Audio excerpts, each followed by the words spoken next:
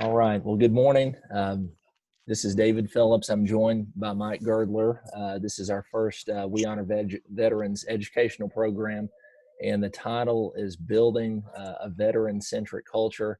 I was talking to Aretha about a month ago, and we decided to reestablish our We Honor Veterans program. And the goal for hospice is this. We want to better identify, serve, and honor our great veterans. So we've been working toward that over the last few weeks, and one part is several educational offerings for our staff and our volunteers, just so that we have maybe a little different mindset and perspective in thinking about caring for this population. So with that, I want Mike to introduce himself. In addition to being one of our great chaplains, he's a veteran, and I think he brings unique perspective. One of the things that's been a big takeaway for me so far is thinking about all of our veterans. There's such a wide range of experience. We have some of our veterans who've served during peacetime. Some have been during conflict and war. Some of our veterans have been in a support role. Others have been in the infantry. So there's a lot to really take into account there. But Mike, if you could introduce yourself in terms of your military background, I think that would be a good place for us to start. Okay. I think that most of you know me, looking through the list who's on here, but I spent 23 years, 1 month, and 29 days in the Army. And every day counts for retirement percentage, so that's why you keep track of down to the day. I was in from the time of Vietnam. I am a Vietnam vet. I did tours in Korea, 2 5-year tours in Germany, and a 5-year tour in the Netherlands. So in that 23 years, I spent 17, almost 18 years overseas. Now, I am also service connected, and we'll talk more about that later, but I'm 80% disabled according to the VA.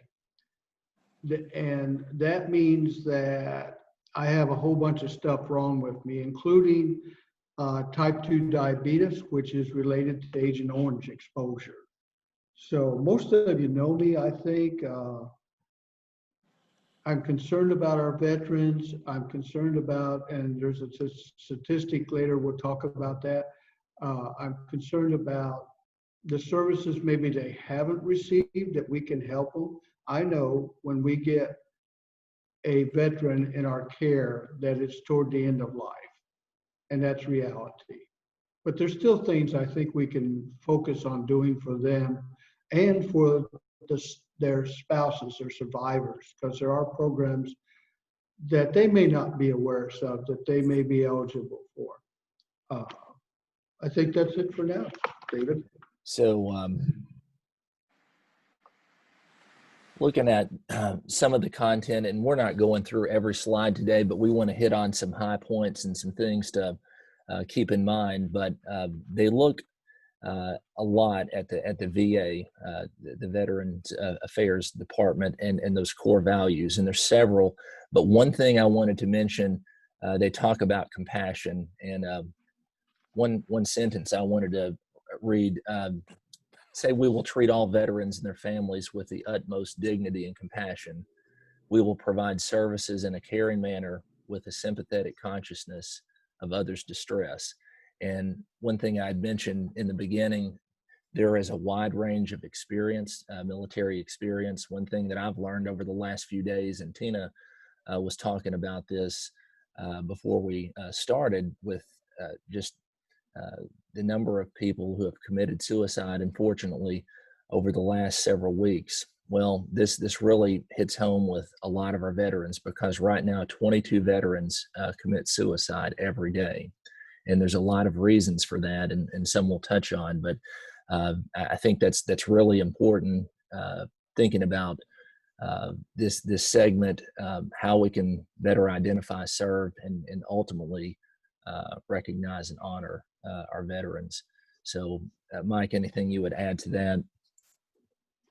Just understand, we'll talk about this a little more, but each generation of veterans have their own special and unique culture and situation that has affected their life, whether it be from World War II to the current actions in the Gulf and Afghanistan. Every group, every subculture within the military or have served in the military has some very special and unique situations just apply to them. Mhm.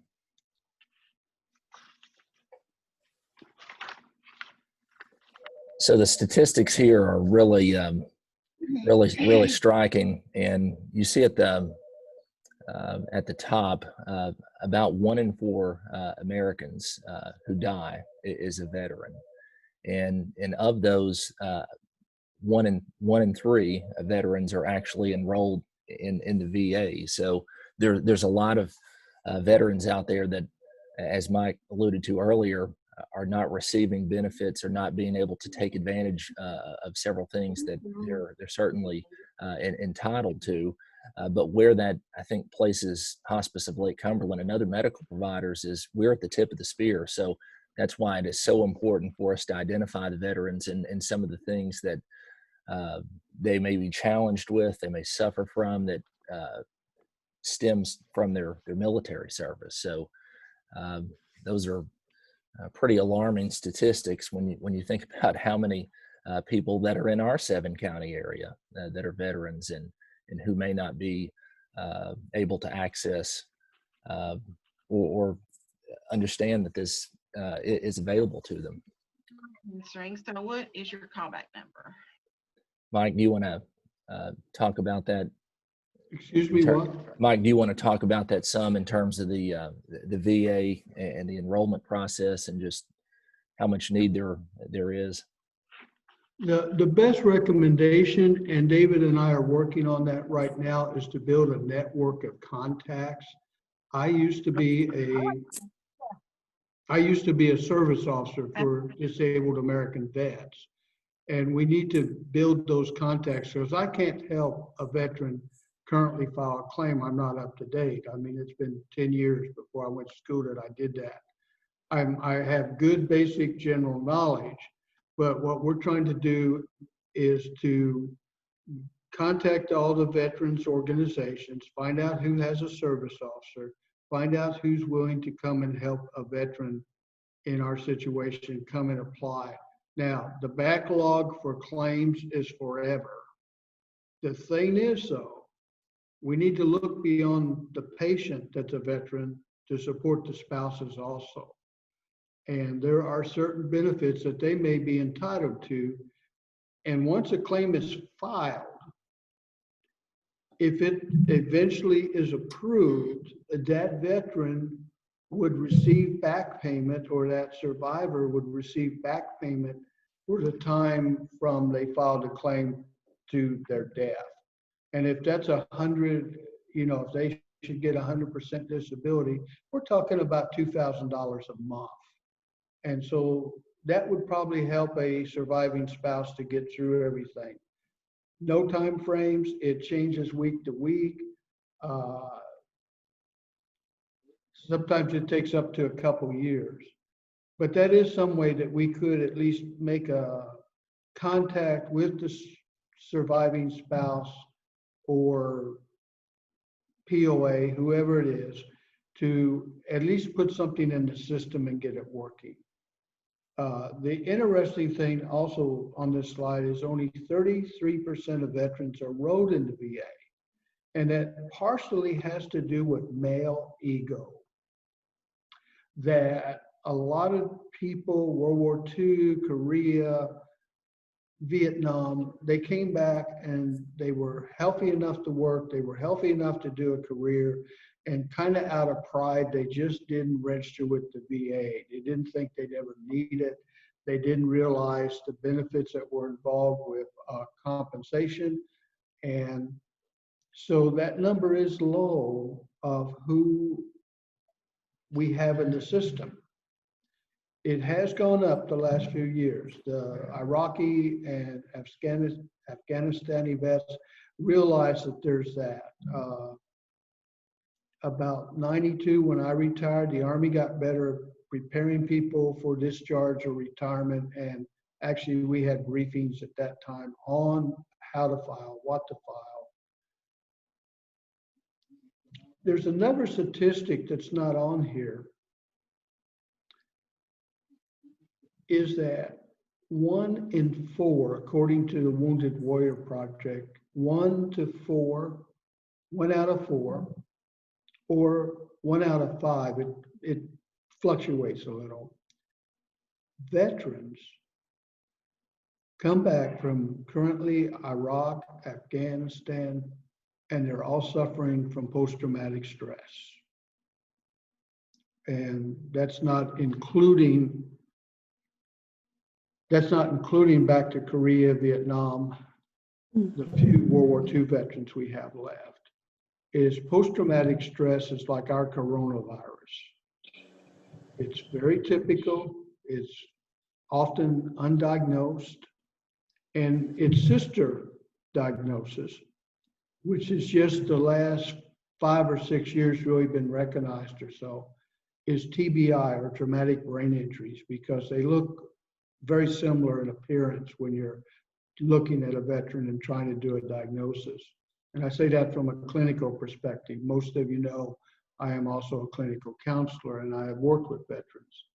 It's really difficult sometimes to get that veteran to admit, because of male pride, or I have to include this, female pride, soldier pride, whatever. There's nothing wrong with me. And sometimes that's the hardest barrier. And when someone comes to end of life, like we deal with people, they start to recognize that. They're willing to admit that there's been something wrong for 30, 40, 50 years that they've never addressed or recognized. I'm not exactly sure yet what we can all do. This is an example. Mr. Burns, Vietnam veteran, actively involved in helping other veterans. Mr. Burns is diagnosed with, come on, what is it? Hodgkin's lymphoma. We don't have time this morning for me to go over all of these things that would be connected or service connected. There's about 15 cancers. If you're a Vietnam or a Korean DMZ veteran during the time of Vietnam, where they also used Agent Orange, and you had a child born with spina bifida or some other types of birth defects, that child should be drawing disability because that's been connected to Agent Orange. There's a lot of things in the system that may show up later as a diagnosis that we aren't necessarily up on. I can send anybody who wants a link to the right VA site, and you can just go through and see all the things that are service connected. Let me give you one personal example. My wife is also a veteran. Many of you know that. She spent 4 years rebuilding trucks and tanks and Jeeps and whatever else at a depot shop in Germany. If she was to ever come up with anything that was asbestos related, I would file a claim for her, because asbestos is a big issue among even the peacetime veterans that were exposed. And I would file that claim because she assisted or did many brake jobs. And back then there was asbestos involved in the brake pads, asbestos involved in the brake mechanism and other places. And those veterans that were exposed every day to asbestos, the worst cases are with the Navy vets. I have a good friend that has severe COPD, dementia. He's over at Hazard at the vet's home. But the thing is that he's been recognized as 100% disabled because he was a machinist on a ship during Vietnam off the coast. So there's a whole lot of sub-issues our veterans don't normally recognize that involves them. As far as Mr. Burns goes, he took the right steps. He got recognized.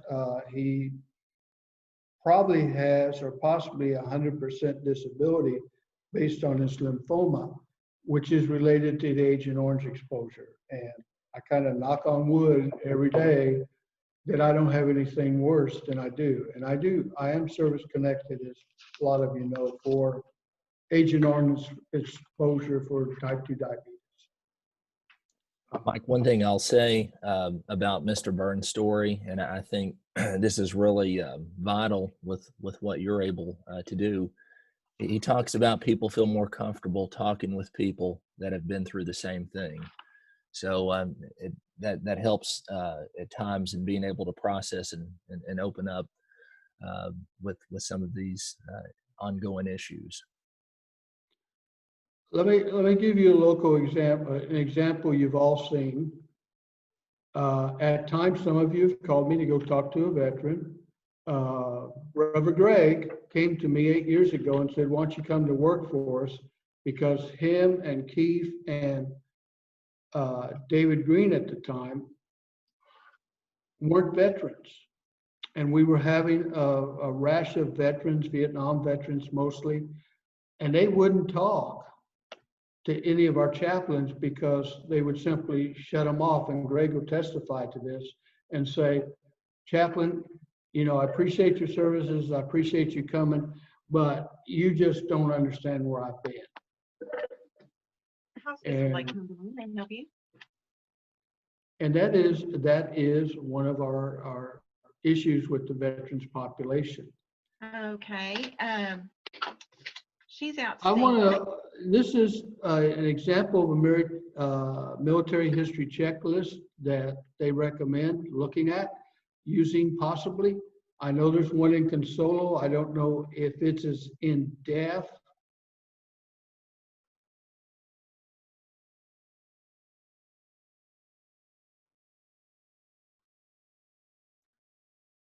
I know you muted everybody else, but you don't need to mute me, David. Okay. Sorry, Mike. The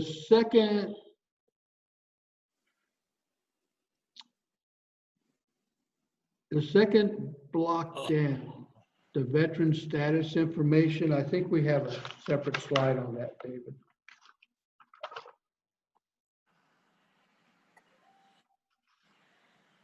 Yes. I want to point out a couple things on here real quick, and as more we do these, the better David and I are getting at it. The first question is, is identifying that veteran so we can do an assessment of how we can help them perhaps. Is it the patient? Yes, is a veteran. The interesting question is, then the question's off to the side. Did you serve on active duty? Did you serve on service include combat duty? It does not. The VA identifies veterans by their term of service, when they served, where they served.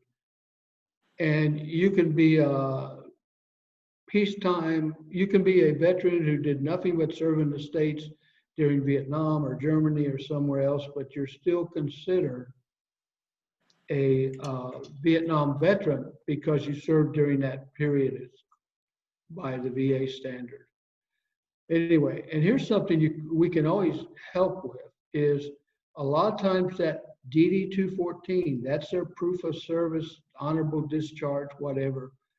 Sometimes over moving and everything else, that form that is so vital gets lost. The original copy gets lost. We were all told, I have a copy of my form registered at the courthouse here in Somerset, that a lot of veterans were told to do that. Did you have combat duty? That opens the door for a whole bunch of different benefits. The other interesting question on there that I would have to answer, did your spouse serve on active duty? Because we need to recognize that spouse if they were in service. I feel personally we need to recognize them also with a certificate pin or whatever we're going to end up doing. The bottom question on there is one where we could, on that sheet, on that block on the veteran that's really important, is do you have immediate family members that served or are serving in the military? And the basic reason is if they're on active duty, if they're deployed overseas, there's we can help that person perhaps go through the Red Cross, get that family member an emergency leave to come home and spend their last time if they want. I know family dynamics are sometimes screwy, but if there's a way we can at least go through the Red Cross and verify that that person is on their deathbed and that soldier or sailor or him or her need to get and come home and say goodbye. We had one up at the unit a couple years ago, and he was actually on emergency leave from Afghanistan. Many times the family will take care of that, but it's kind of, we can help them to recognize and help them with that process. The form is a good bunch of information. And then we do have some resources. The We Honor Veterans page is really good. You can go to the Department of Veterans Affairs page, and you don't have to log in. Of course, I have a login because they treat me, but you don't have to log in to pull up information on Agent Orange, nuclear radiation, asbestos, Agent Orange, exposure to mustard gas. If that veteran served, we were a Marine and they were on Camp Lejeune from August of '53 to December of '87, they may and possibly have illnesses that are caused by contaminants, and there's more on that. Gulf War illness, and is the current one for Afghanistan vets. Each war in the Gulf had special conditions, and they don't know what caused it, but there's Gulf War illness. There's a list of criteria and that the VA uses to determine if they were affected by the Gulf War. At Bahrain Air Base outside Baghdad, there were burn pits, and they burnt everything from human waste to bodies. And I have a friend who actually suffers from this, who lived downwind of those burn pits. And you can just think of the chemical contamination these airmen and soldiers were exposed to. So that is one. And then there's a different set of circumstances of exposures. So there's two actually Gulf War illnesses. There's Iraq and there's Afghanistan, because they have been exposed to different types of chemicals and situations. We've gone through a lot real quick here. Mike, I will say, going back to some of the things that Mike discussed in the military history checklist, that is one thing that we are required to implement either in our admission packet, could be in the referral information section in Consolo, but going through those questions, is very important in identifying veterans, and we'll talk more about that in coming weeks for our team. Also wanted to mention that we formed our first hospice veteran partnership with Heritage Hospice. They've been involved in this program for a long time, so we'll be working together and collaborating some. And for Veterans Day, we're recognizing 50 veterans in our nursing homes with a nice certificate and pin. And we've also conducted 2 educational programs, one with Golden Years Nursing Home and one with Cumberland Valley Manor. So we have a number of things in the works that we're rolling out and initiatives that we're, setting in motion. But wanted to thank Mike for just all of his insight and I know everyone is aware he's a great resource for our veterans, and really appreciate your time. Mike, anything you'd like to say as we close? Yeah, I'm available. I mean, I'm available to be a resource to any of you. You all got my number on your phones. Or you can reach me on my private phone, whichever, or email me, or however we need to communicate, because there's going to be questions come up. The more we try to assist our veterans, the more we're going to realize what we don't know or we don't know how to do. And David and I are working on resources with the local vet agencies, organizations, the Legion and DAV down in Monticello. Those things are important because those are the experts who can do what we can't. They do it. Those service officers work every day to help our veterans get what they deserve. But don't forget the spouses. Yes, my wife was a soldier for 4 years, but then she got out, married me, and she was an Army wife for 10 years. And we need to remember the spouses went through, many of them, everything the soldier went through. They have dealt with the PTSD. They've dealt with the diabetes. They've dealt with just general depression that veteran may have suffered. And they themselves are a special culture within the veteran community. Whether they served or not, they served. My wife could tell you stories about having 3 sons born in a Dutch hospital in the Netherlands on our last assignment. So we need to recognize the spouses and how they've also been connected. I'm not sure how we do that, but we'll figure it out. Also, we've got about 2 minutes on the time limit David's given me. So are there any quick questions that I might give you a quick answer to?